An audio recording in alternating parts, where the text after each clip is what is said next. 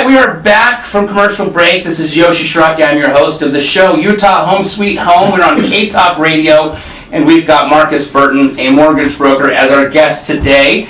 And Marcus has been sharing a lot of great wisdom. If you've missed the show up until this point, don't worry. This is recorded in a podcast format. We'll also have videos for you to check out on our social media platforms, because there has been some great information Marcus has already shared.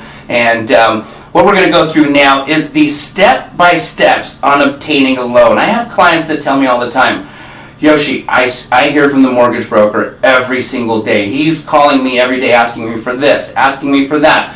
How many steps are there necessary to obtain a loan? And so, Marcus, if you don't mind sharing with the listeners, what does it take to have somebody qualify to obtain a loan?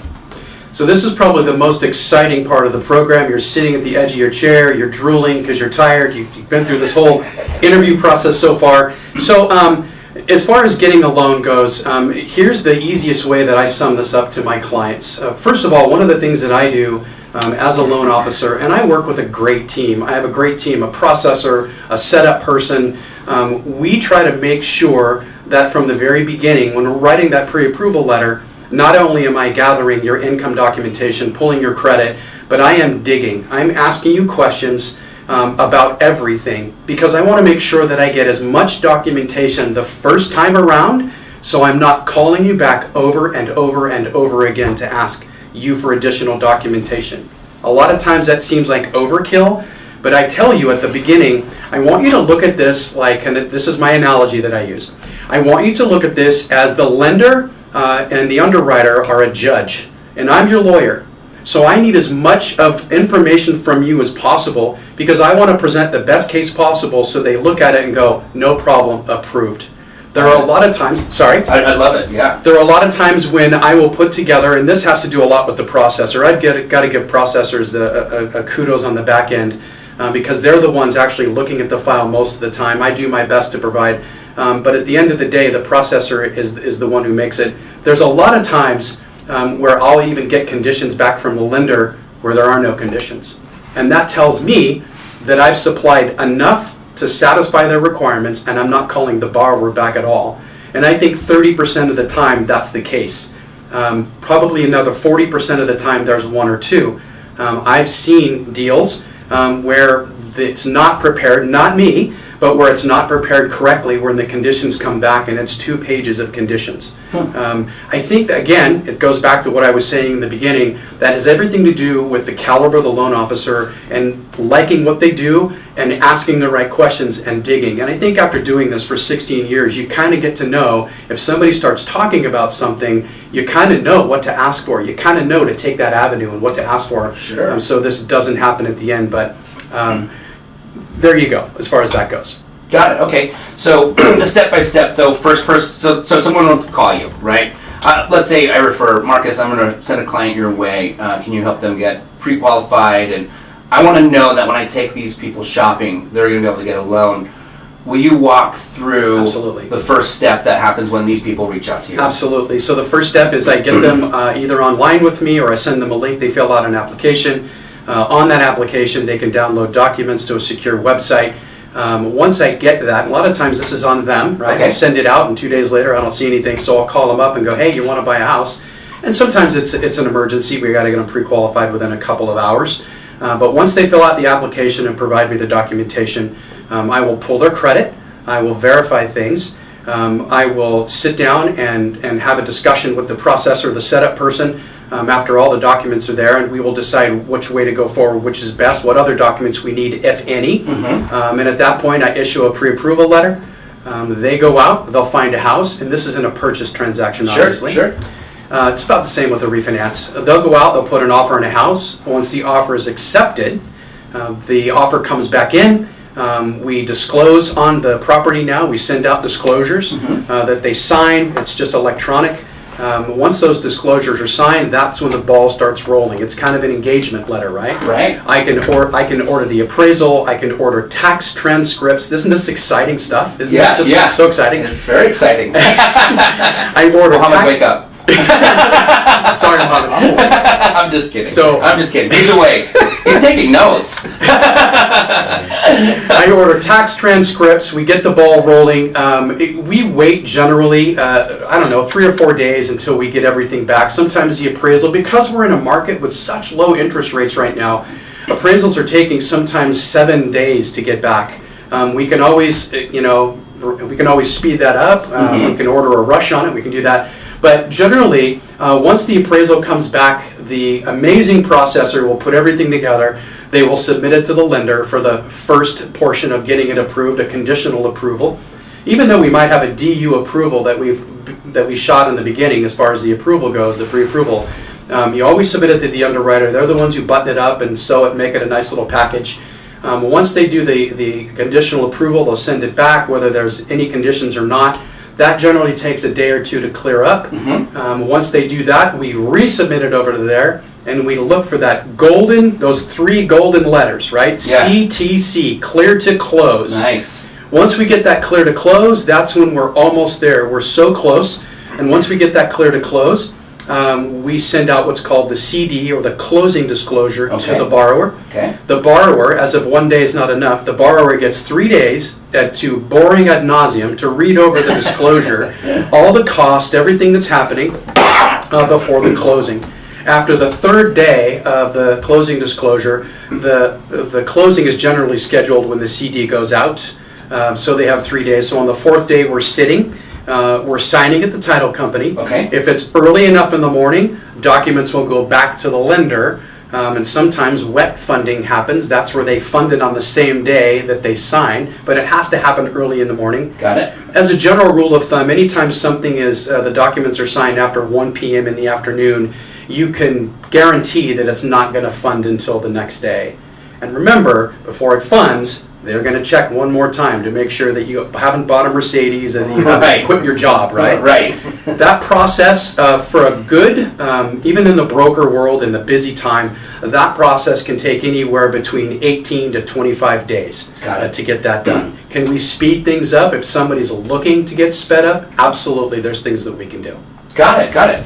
That's a good question. That's a good point. I want to ask about what can you do. But before I do that, I'm going to back up a little bit. When you say that you ask for documents, what kind of documents are you asking for? This is like the very beginning. You're meeting with them, and you shared that you're going to ask them for documents and then submit those to underwriting. And if all goes well, you won't be asking for more documents. What are these documents? Generally the basic documents are W-2s for 2 years, 60 days of bank statements, 30 days of pay stubs if you're W-2'd, if you're self-employed, if you have K-1s, we're going to ask for your personal taxes, your business taxes, K-1s, anything that's going to help show us the last 2 years of income, right, that you do. A driver's license, so if you tell us that you're John Smith, that we can verify you're John Smith.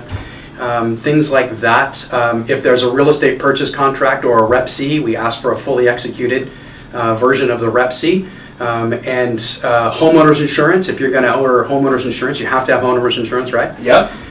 Things like that. So everything that has to do with the house we're asking for. If you've been divorced, if you tell me that, then I'm going to say I need the divorce decree. If you're paying child support or alimony, or you're receiving child support or alimony, then I have to ask for birth certificates to verify the age of the children and look at the divorce decree to make sure that they're not 15 years or older, because that only applies for the next 3 years if you're receiving child support. And so you've got it. That's part of their income, though, right? Right.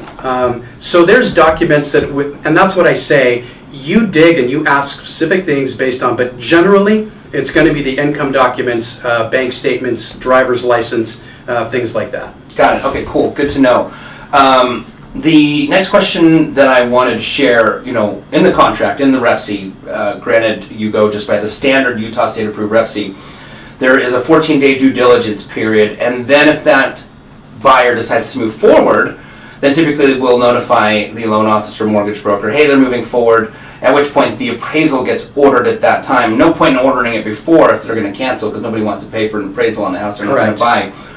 What's typically happening those first 14 days that you guys are doing? And if you don't mind, it's kind of a 2-point question.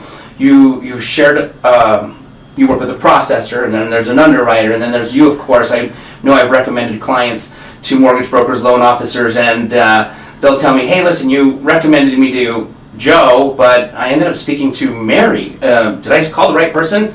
And Mary happens to be the processor. Do you mind sharing a little bit about what you're doing those first 14 days, or your team, the processor, underwriter, while we're waiting for the due diligence to end? And what is each person's role, so that the listeners kind of have an idea, oh, that's why I talked to Mary and not Joe when I talked to Mary. So during that 14 days, and generally most people don't wait the 14 days, they're moving forward, right? Sure. But during that 14 days, we are doing everything we possibly can within reason to get everything ready, because most transactions take an average of 30 days. Sometimes they take longer depending on circumstances, but we're doing everything on our end to get that file ready. So when the appraisal is ordered and comes in, we go right into underwriting, and that's where it takes the least amount of time, because it comes back out of underwriting, clear to close, conditions, and we go. The role of everybody in the deal, I'm one of those loan officers that likes to be involved. Okay. There are a lot of loan officers, just like real estate agents out there, where they've got transaction coordinators, or a processor in my case, where they hand the file off and they say, hey, that's their job, where they're going to contact. But I still like to know what's going on. The worst thing that anybody can do, whether you're a real estate agent or in business or a loan officer, is if client calls you and says, hey, what's going on with this file? Then you go, let me call my processor. So Sure. I think it's imperative that you are always in touch with what's going on. But I always try to educate my borrower in the very beginning. I think expectations are everything.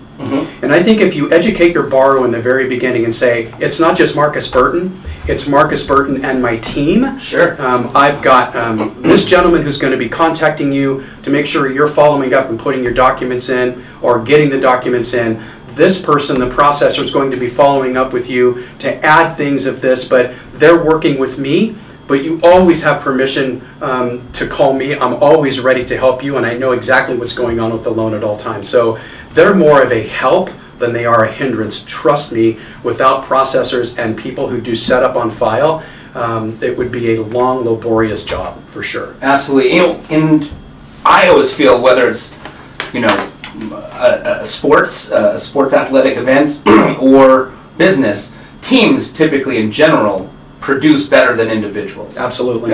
More people can get more done than one Correct. person. That's not a knock on anyone who's doing it by themselves. I did it by myself for a long time, and realized when I built a team, I could get more done. Right, and so I love working with teams. I love people that work with teams. It's just fun for people to hear what the center of a basketball team versus the point guard versus forward versus the shooting guard.